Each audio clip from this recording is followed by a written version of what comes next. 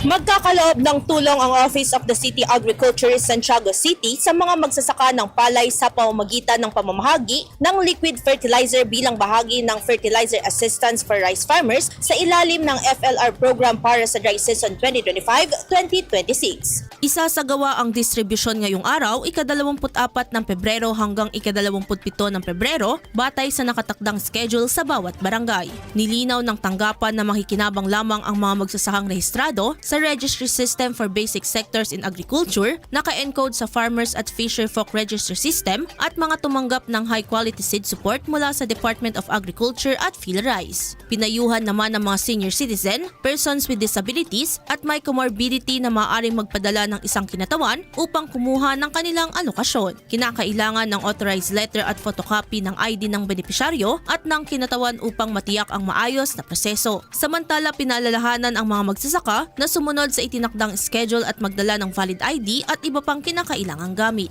Idol, parang bumibilis ba ang pagtanda? Ang dahilan humihina ang cell division na pagpapalit ng bagong cell habang nagkakaedad. Natutuyo ang balat dahil sa paghina ng elasticity. Para mapigilan ito, mag-DTX 500 na. May antioxidants at vitamins, polyphenols at flavonoids na pumipigil sa collagen degradation. Sikreto sa pagiging young looking mo para maging healthy, mag-DTX 500 palagi. Para sa IFM News, ako si Idol Sana Marie Akdang. Idol!